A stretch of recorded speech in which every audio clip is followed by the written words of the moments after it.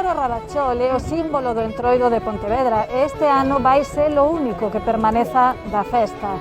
Pero iso sí, tampouco el vai sair á rúa e quen queira velo e lembrar o carnaval terá que facelo a través de internet. Este ano ten que ser así. Mas quixéramos nós que presentalo, pasealo por aí e todo, non? Porque a xente... Temos xente que lle gusta... Hasta lle arrancan as plumas para guardalas, porque hai moito xente que lle gusta ter un recordo o Rabachol de todos os anos, non? Era por iso se fai simplemente porque está aí como símbolo, pero no, para disfrutar do carnaval de logo este ano non. O Rabachol é o emblema deste entroido desde o ano 1985, en que se recreou por primeira vez o velorio dun personaxe real, o papagaio do farmacéutico Perfecto Feijóo. Este home afable e conversador que viviu a finais do século XIX e principios do XX era un entusiasta da cultura tradicional, sobre todo da música, que axudou a revalorizar. A súa botica na Praza da Peregrina foi o centro de tertulias en que participaban os máis destacados intelectuais e artistas da época. Rabachol logo se fixo popular e querido entre os asiduos á farmacia polas súas bromas e frases irreverentes. A súa sona medrou, e cando morreu, 22 anos despois da súa chegada á botica, Don Perfecto recibiu condolencias de toda España. Embalsamouse o cadáver e organizouse un enterro multitudinario, segundo recollía a prensa da época.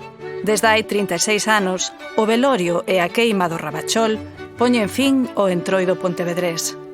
É o emblema de aquí da cidade de Pontevedra, non? Eu me encanta o tema de que sea... Mais se preside moitas cousas, non? As murgas, antes levaban a festa da filloa tamén... Bueno, é un... O meu era partidario que algunha vez o indultaran, pero non desta maneira, non? É o COVID, é o que vai indultar, pero bueno. Lei de vida este ano. Máis alá do risco e do problema sanitario, non? De mortes, da tragedia de mortes, o virus, esta enfermedade do coronavirus, afecta a un elemento fundamental da condición humana, que é a socialización. E se algo ten a festa do Entroido, que é unha festa da socialización, non? Entón, este virus, máis alá de afectar a nosa vida como seres biolóxicos, afectanos como seres sociais, porque non nos permite relacionarnos, e o non relacionarnos deshumanízanos. Notas en falta iso, a alegría do carnaval, aquí estaríamos, como todos os anos, isto a tope, porque estás co Lorma, estás facendo cousas xa po montaje que facemos nós, po desfile, toda a historia, iso non é nada.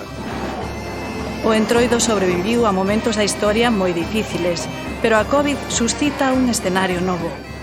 É diferente de que non se poda facer porque hai unha prohibición, entón hai unha prohibición, por exemplo, moral. O catolicismo que considera que estas prácticas pois inducen a comportamentos non correctos, non?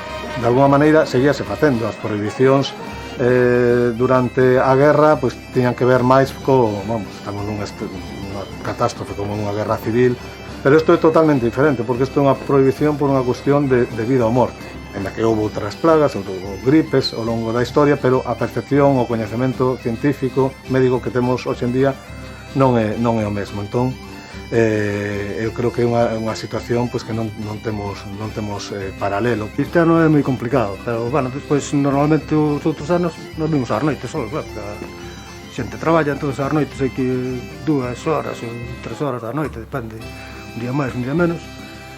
En un mes e medio, 2 meses facemos. E todos os anos é o mesmo, menos este ano que, bueno, pola situación, pois vai con retraso, porque hai que estar aquí unha persona sola, ahora ainda menos que podemos pola nova situación.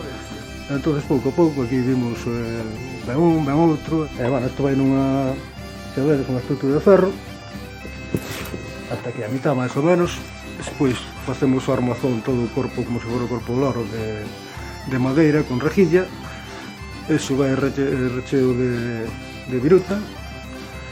Por riba leva a tela cosida, xa vedes que está todo cosido aí para facer a forma, e aí pegamos a pluma toda. A parte de facelo, despois aí facemos o traxe, segundo que vai a cada ano, non? Este ano a costureira, por exemplo, non ten traballo. Que a estas alturas xa estaría aquí pois tomando medidas, para o traxe segundo que levara, toda a historia. Este ano non, quedaron no paro. Non vai ir vestido nin se vai a queimar.